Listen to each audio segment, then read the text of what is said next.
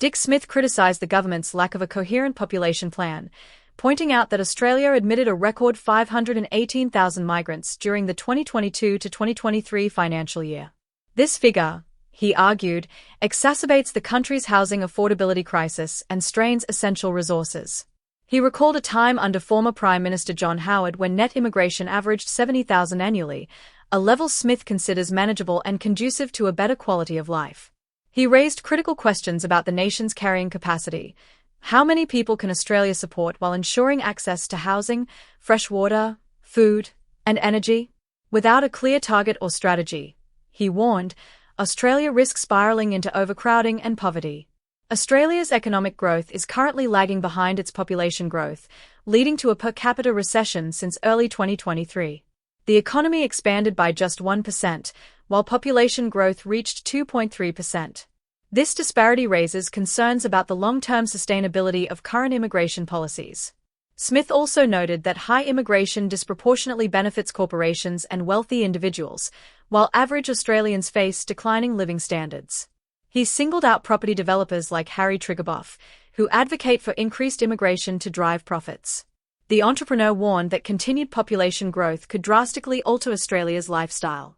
He described a potential future where residents are forced into overcrowded high-rise apartments, with children attending schools without outdoor play areas, a stark contrast to Australia's image as a land of open spaces. Smith stressed that Australia's arid conditions make unchecked population growth especially perilous.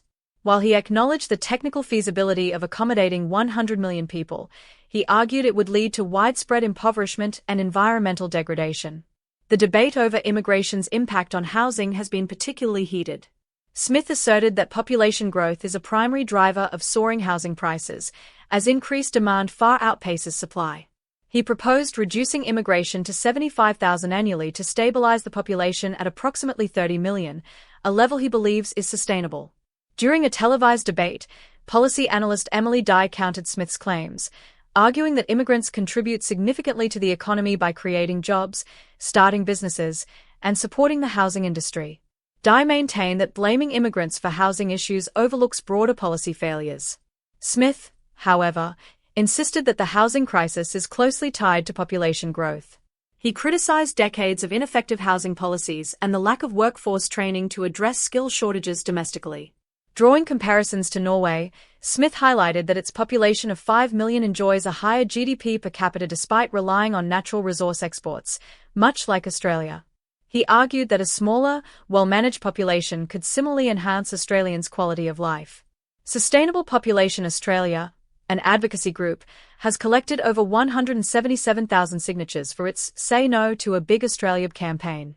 The group's national president, Peter Strachan, emphasized that many Australians feel their concerns about rapid population growth are being ignored.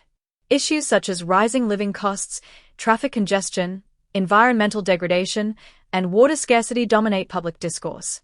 Smith echoed these concerns, urging political leaders to prioritize the well-being of future generations. He lamented the lack of meaningful dialogue about population strategy and called on leaders to act before the situation worsens. Thank you for watching Aussie Pulse. For more insights on Australia's most pressing issues, don't forget to like, subscribe, and click the notification bell. See you next time.